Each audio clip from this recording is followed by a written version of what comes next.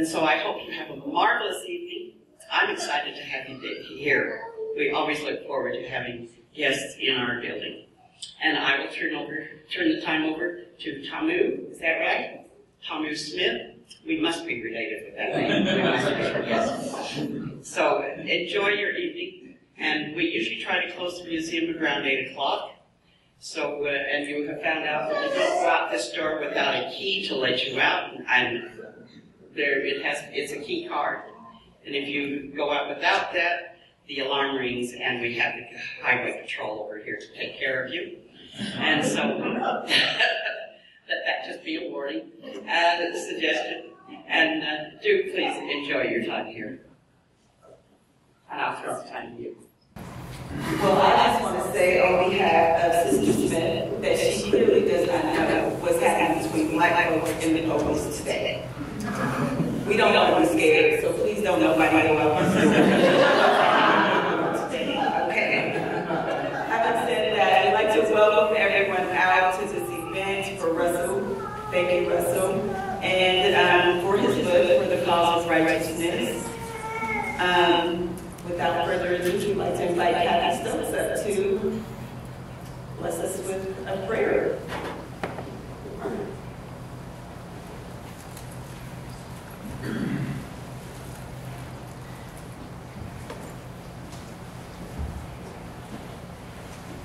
Good evening. Welcome. I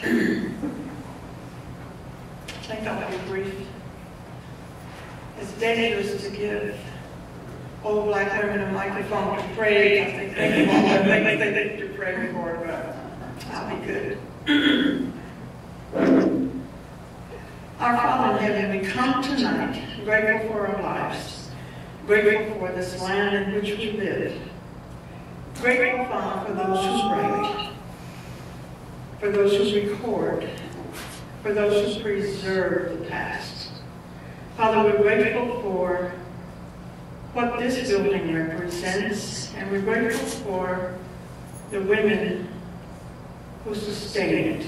We're especially grateful, Father, for Kate Carter and for that first publication, the stories of the Negro pioneers, that has brought comfort and enlightenment to so many of us.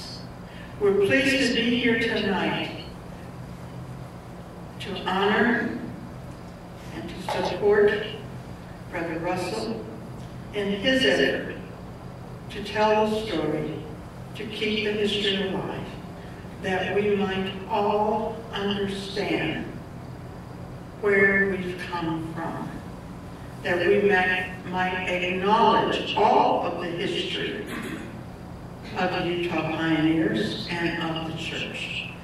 We pray for peace and understanding.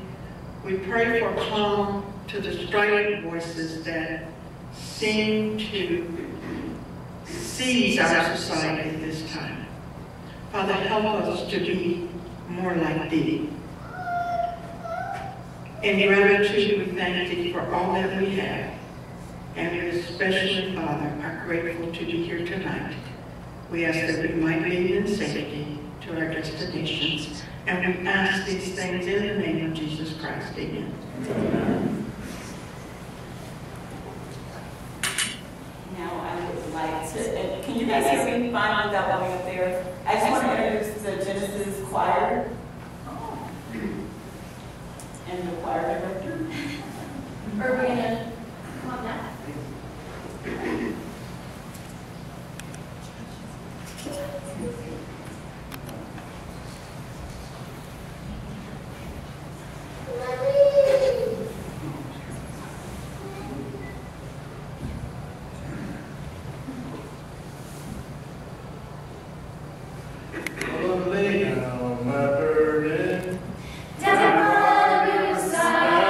Down by the riverside,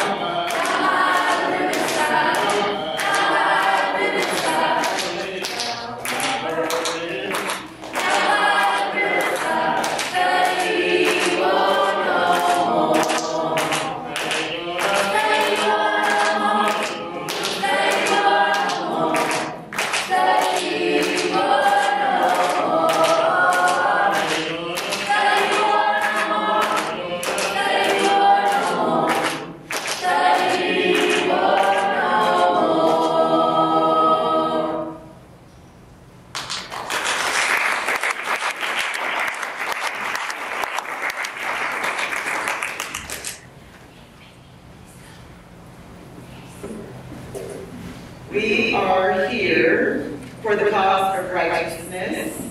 And this is a book that I had an opportunity to read. And when Russell told us that it was for the academic world, I almost didn't read it. I don't know if Russell knows this or not, but I have a license to do hair.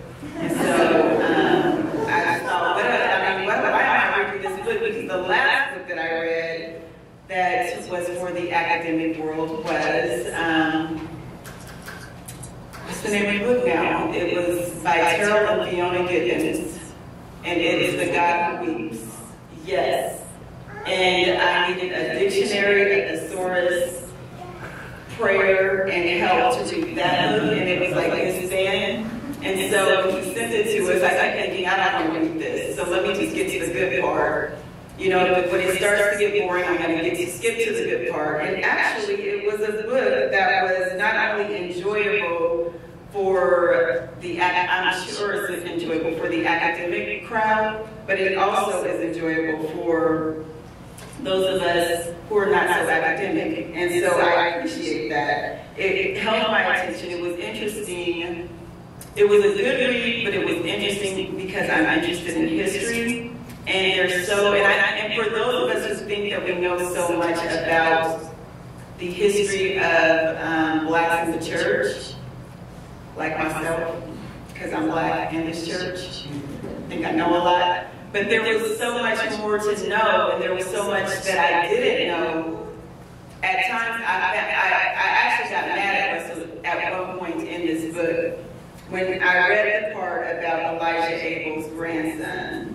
Well, not his grandson, his son, where the baby was born, and he said, good, you know, Anyway, for those of you who haven't read it yet, it's a good read. Me and Russell were in a fight, but he didn't know that we were in a fight, so that's good. And so I really enjoyed it. I thought that it was a good read, and I hope that it will be available to the masses. I hope that this is something that church bookstores will carry. Because, like I said, I've read books before. The first book, and I feel like I've come full circle. When as a student at Ricks College, I discovered the story of a Negro pioneer. It was at a time in my life when I was struggling with where do I fit in this gospel. And I was always told, you know, when you go to church school, that's where all the black people are. And so I went to Ricks. You can see where this is going, right? And there were, I don't know, it was like 17 of us. I actually met Mama Mo Dia there, Kathy Stokes. And when she came there, I wanted to leave with her, but I couldn't leave with her because I was married and my husband didn't want to leave too, so I had to stay. But I discovered I had a teacher that I actually called Darius Gray on the phone, and he told me about this pamphlet. And I went to the library and checked it out, but you could only check it out for a day, and they wanted it back.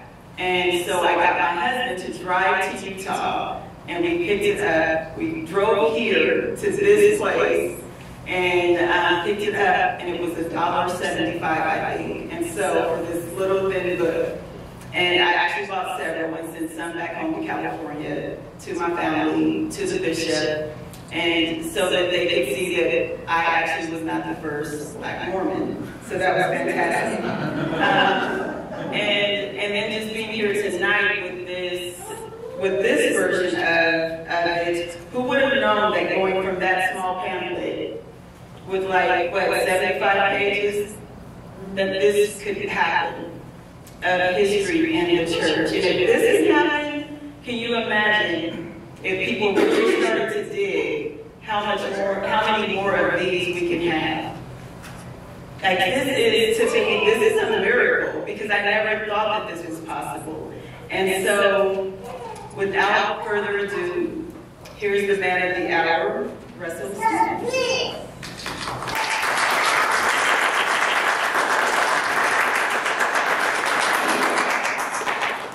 Thank you, Tamu. Thank you, everyone, for coming out tonight. Thank you to also the Cultural Hub Podcasts. They are our sponsors and have been very supportive of this project from the very beginning. thanking the Dodge of Utah pioneers of the museum for being so willing and gracious to host us in such a beautiful venue. And thank you to you all for being interested in such an important topic, and a topic that, as we've already discussed briefly, is so kind. So, first things first, though, I'm going to show you, I'm not going to tell you, I'm going to show you what the inspiration was for this book. And it is hidden behind that lady who the lovely Brad will now. Oh. The moment's gone. No. Maybe better. There you go. No, great cover. So that picture is a picture of my grandfather, Stanley Walker Stevenson, and several of his children living in an inner city in Los Angeles in 1950. He was a police officer for the LAPD up until the early to mid-1960s, and they ended up eventually leaving this home to go to Austin Heights, which was a predominantly white suburb, and this was towards the late 1950s. So you might look at this and say that picture means many things. You might it looks picturesque, might belong in some sort of publication, but it's also profoundly, existentially white. Right? There's a whole lot of white in that photo, and you might wonder how on earth could a photo such as this ever inspire both of the history of blacks and Mormonism. Well, my grandfather, he was a pillar of his community. His children were proud of everything he did.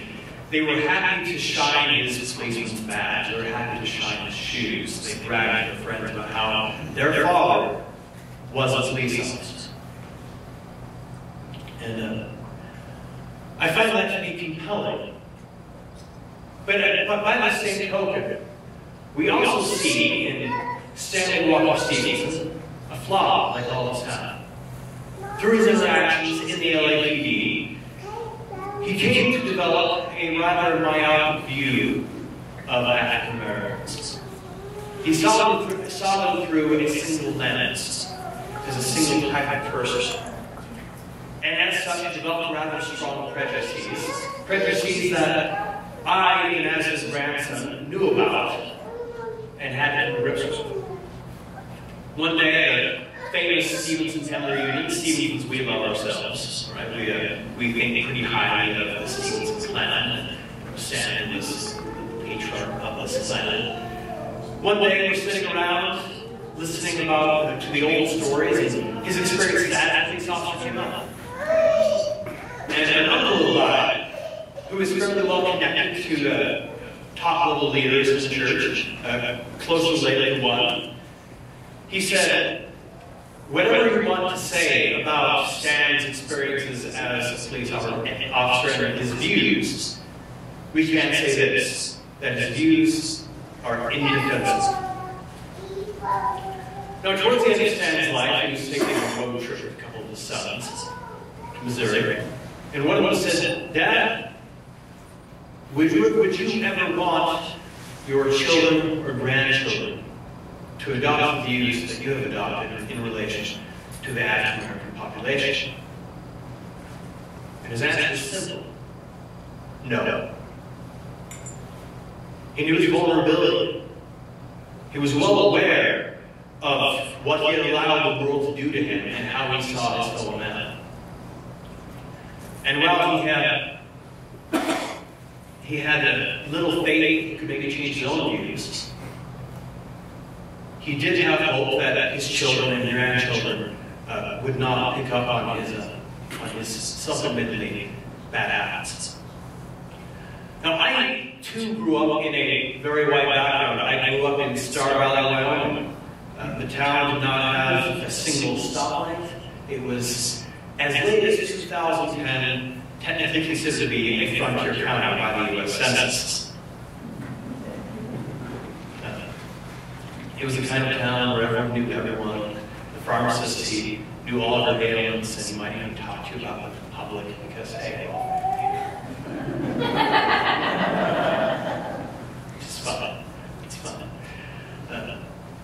There's a sign hanging there that says the way America used to be. Yes. When Sarah Palin is thinking of the real America, she's thinking of Starbucks, okay?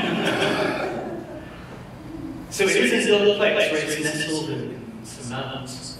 And I think there was one African-American student in the entire high school. But we all had Grandpa Stan's legacy to come to grips with. And as I began to pursue my studies in history at Brigham Young University, initially I was going to be studying the history of, Theodore Roosevelt, which, if you know anything about Theodore Roosevelt, I mean, it's hard to find a white history to study Theodore Roosevelt.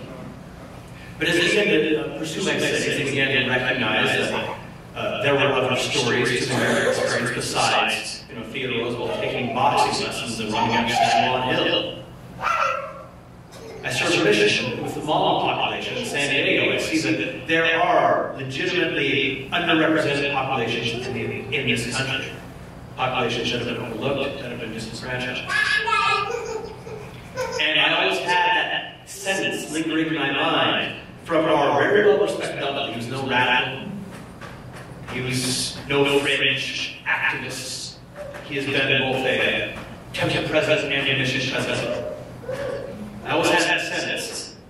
Grandpa Stan's views are indefensible. I began working with the church history library. I stumbled across a few documents. These words come to mind again. And it says, it's time. It's time that somebody tell these stories in the way they ought to be told, to the degree that I, as a relatively privileged white Mormon male, can tell them. So I wrote my first book, which was short. It was a short biography of Elijah Aker, who was the first black priesthood holder in Latter-day Saint history. Tamu referenced a story about one of his descendants, in which there had been considerable intermarriage in that family. And I think it was his great-great-grandson was a babe in arms of his great-grandson. And the great-grandson said, "We finally got the black out of the Agers." And I talked, I interviewed the person I found in the South from was actually the person who was the baby in arms. So it was a sad story for me. And if for no other reason than to correct that, I really needed to write that book. As I wrote that book, and as I came across more sources, more issues, more stories that have been left untold, more stories that have been sidelined, I recognize that we as a people have to come to grips with this aspect of our history, because truth matters, true doctrine matters, and true history matters. Not long ago, I was presenting at a conference on Mormonism and God. And an African-American professor of history from Wayne State University was attending. I gave a presentation, and she was shocked at the things I had said. She said, "How on earth could a population in Ghana ever want to so badly join a church that is so foundationally racist?" This is a public question. I did my best to answer. Afterwards, I sat down with her, and I began chatting with her, and she says, "Listen, why would I join a club where in its bylaws it is written, I don't like you?" Now, one would say that she's misguided, one would say that she's entirely correct. But the fact of the matter is that you have a fairly prestigious professional professor who has no special interest in Mormonism. She was an ex-Mormon, she was disaffected. She didn't have an axe to grind per se. But one thing she knew is that, at least she thought she knew, that the Mormons didn't like black people. And whatever their standing is in the church, as far as I'm concerned, that's a problem. And that's something that I hope to address to some degree in my book. So what kinds of stories do I seek to tell in telling the Black Mormon experience? When we talk about Black Mormonism is typically a story about the history of the priests of Scripture. And that is the sum total of the story. Right? So, around 1847 or so, blacks were no longer allowed to hold the priesthood, and then in 1978, they were allowed to hold the priesthood. And then, yes, there were some filler points, there were some things, connected dots perhaps. But at the end of the day, that is what the black woman's story has become about. And as we began to look at these documents, I began to see that focusing on that and that alone actually minimizes the importance and the potency of the black woman experience. As essential as that is to the story, there is more to the story. The story of Mormonism in Africa had largely gone untold. The story of the congregations in Nigeria and Ghana, striving so hard to join a faith so distant from them, and so resistant to incorporating them into their faith community, and yet, nevertheless, that story had not been told.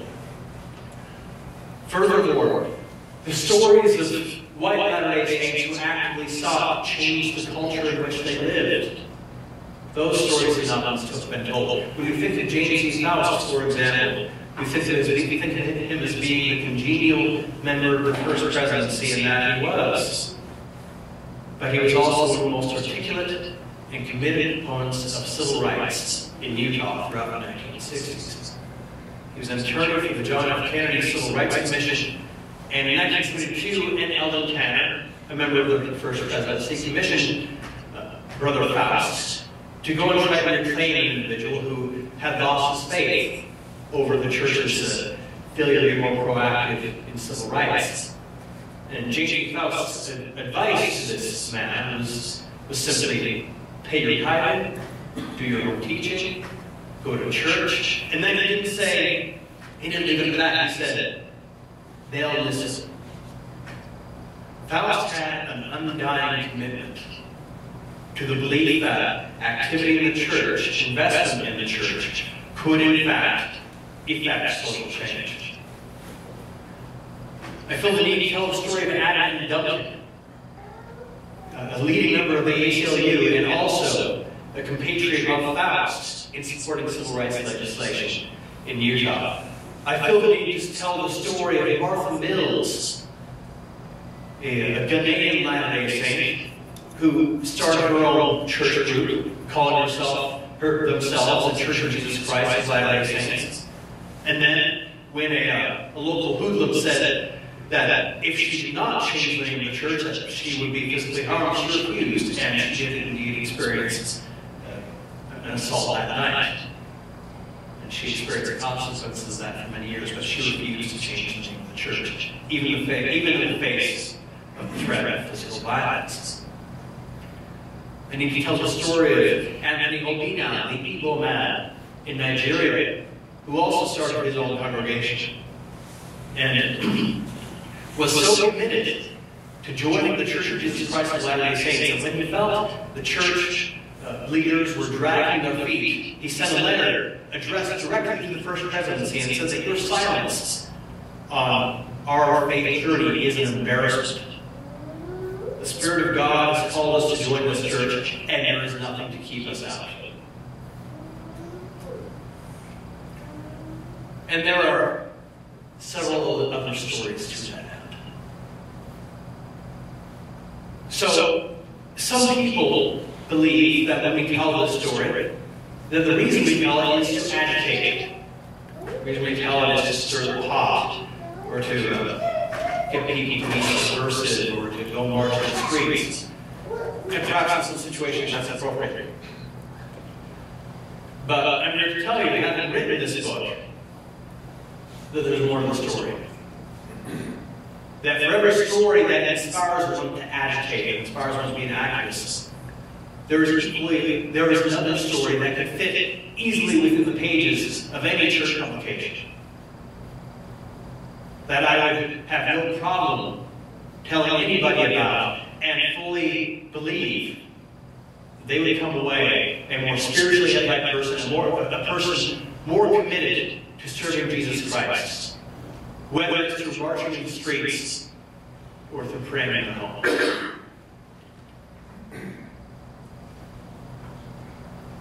So for me, number one takeaway in writing this book, and this is for me, right? As any creative project goes, we all have lessons that we take away from that creative project, whether it's a piece of music or it's a movie. But for me, this book teaches us that we've had a long way to go. And that we have indeed inherited certain ghosts from the 19th century. Some of them we're conscious of, some of them we're not. But ghosts they are. And they have defined our discourse. They have, in some ways, caused us to consider ourselves, to maybe, at least, and bias ourselves in this case, referring to white things, to be oblivious to race issues. That we don't need to deal with them. Not our problem. And if anyone dares bring it up, we get upset. We feel that they're trying to stir controversies, but in actuality, they're only trying to speak their truth.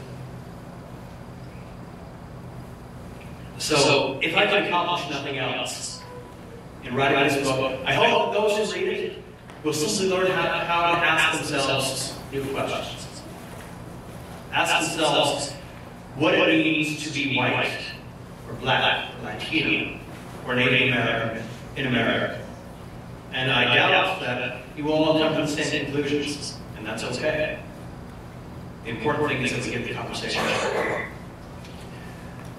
And the important thing is that we recognize that the only power we have to heal ourselves from the wounds inflicted by these ghosts is through the power of truth. Thank you.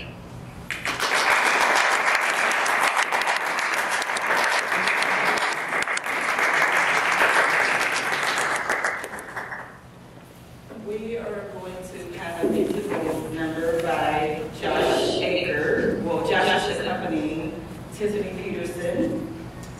After which, the Genesis choir will sing, and then I'll be back up to tell you what we're doing with it.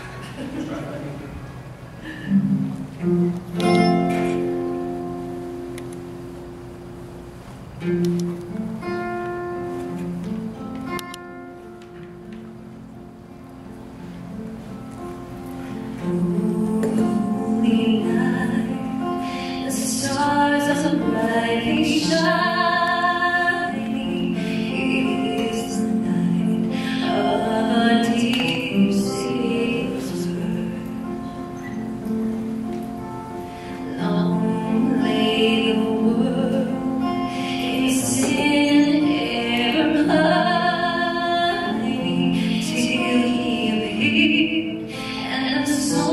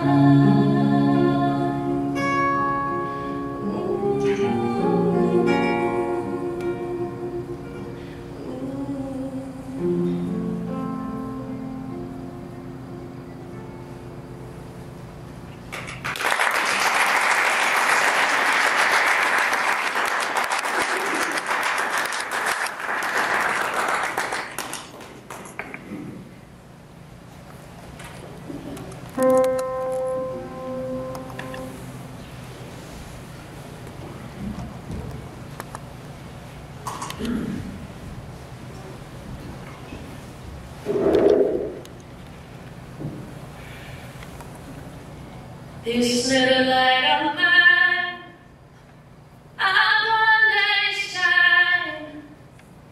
This little light of mine, I'm gonna let it shine. This little light of mine, I'm gonna let it shine. Let it shine. Let it shine. Let it shine. All in my house, I'm gonna let it shine. Oh, all in my house, I'm gonna let it shine. Hallelujah. All in my house, I'm gonna let it shine. Let it shine. Let it shine. Let it shine.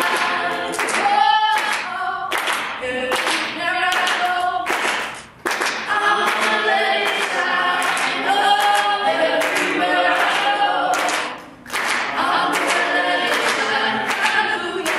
Everywhere I go, I'm gonna let it shine. Let it shine. Let it shine. Let it shine. Oh, this is the light of mine.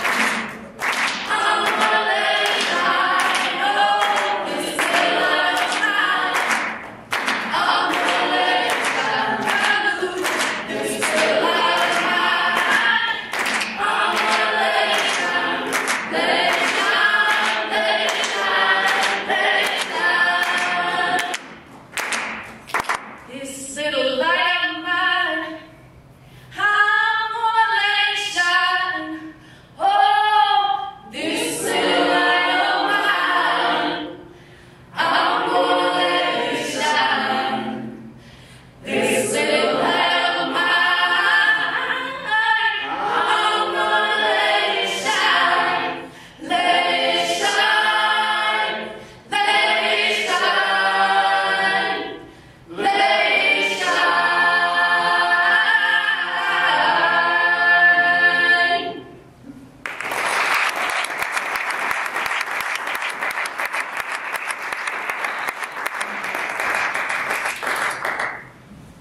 Wow. I don't even know what to say after that. This is the amen. Amen.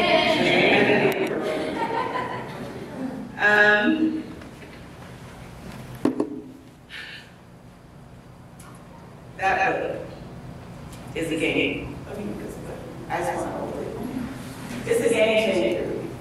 And I say that because some of you guys don't know what I'm talking about when I say this. And some of y'all are not, but I'm going to tell y'all what I'm talking about. For some of us, one of the hardest things is to know the history and to share the history with people who should know the history and to be told that that is not true. It's difficult to fight with members in the church about what our shared history is in this gospel, to be told that that never happened, or for someone to make up an excuse for why it did happen, because it's coming from us. And when I say us, I don't mean us in the church. Y'all know what I mean, right? Act like you know, right? Okay, so I think that if Russell had aspirations, this is going to sound bad, but it's not bad. zero authority, you're not going to be. It's a game changer, but it feels good to know that you know where I was in this church when we started. It's good to know that someone else is going to be out there fighting, except the difference is that you have the complexion to be believable. And you will be believed because of your complexion. I was, a friend of mine wrote something on rational faith today, and I copied her. There's a couple of quotes that I took from her piece. One of them that I thought was very profound was, "We differ only in skin color, yet still we differ so much. And because we differ, we suffer." And we have been suffering because we differ. We've been suffering because we know the truth.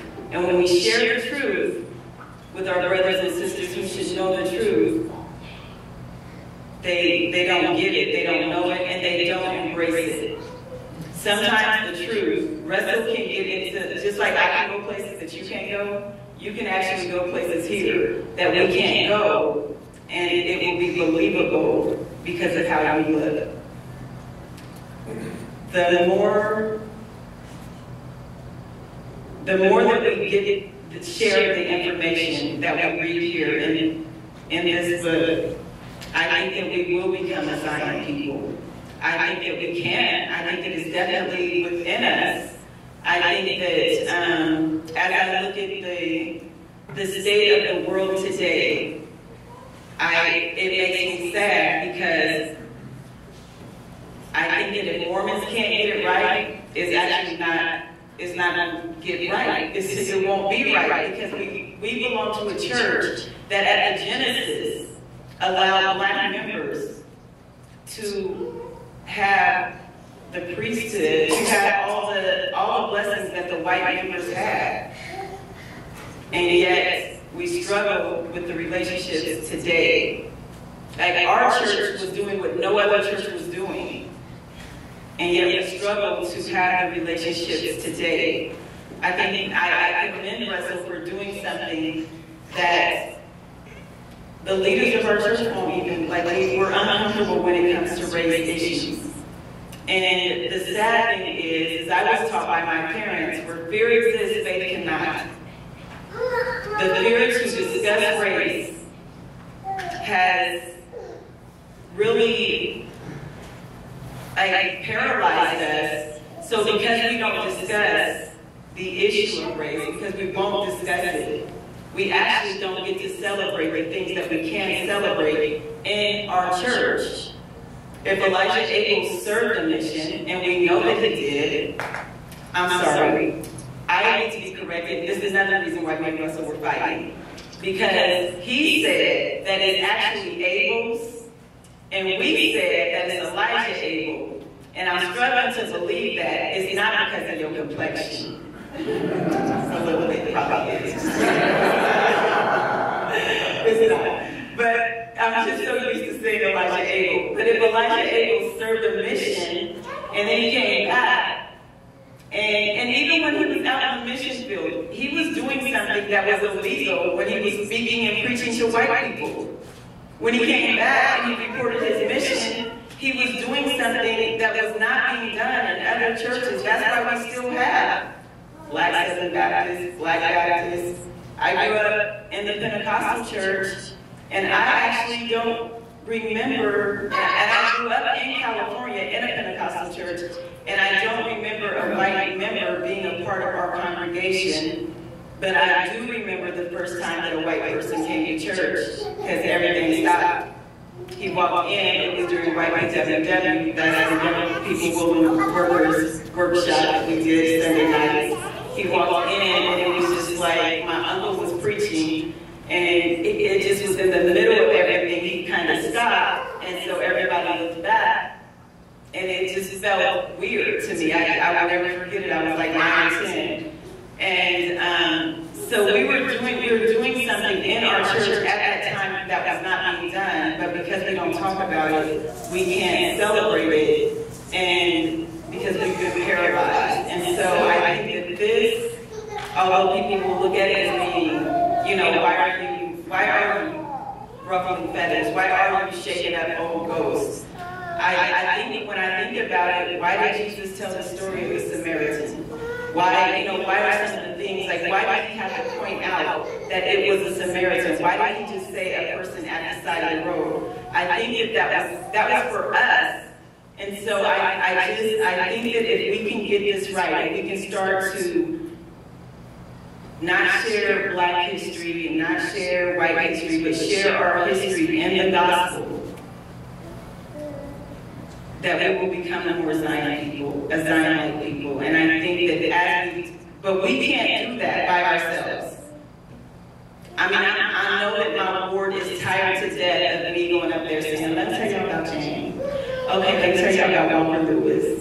And every time I get up, it's like a Black history moment. And I can feel that people roll their eyes, and then it's that thing inside of me that's just like if I don't say this, nobody else will.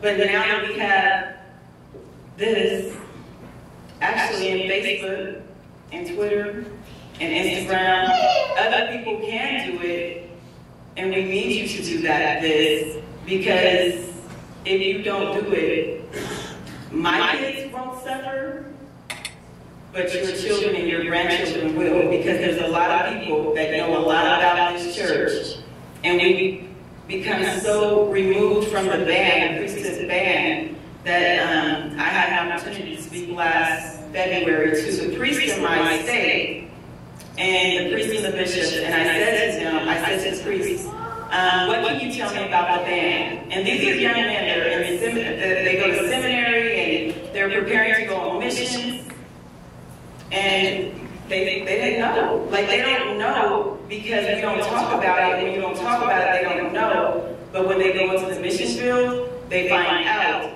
And the mission field is not the place that you want your kid to find something out like that, because then they feel bamboozled and lied to. And so we share all the rest of our history. We talk about what was it when they were crossing and boys walked over and the 3 guys from Springwater Rescue. We talk about that. We have Trek. We do all these things to celebrate our history. But it's not all of our history, and it's not the complete story. When we need to share our own story. This book, I love this book. Another reason that I really enjoy this book is because it tells a story from white perspective as well as the Black perspective. And so I haven't really seen that before. And I, like I said, I'm happy that Russell did it, because I think that it's more palatable coming from, because you got that right complexion, and you got that priesthood. Maybe, I don't know, I just guess, I don't know. And so, thank you, Russell. Thank you all for coming out. We're going to have a closing song, and then afterwards, those of you who want to stick around, Russell's going to have question and answers for the book. And without further ado,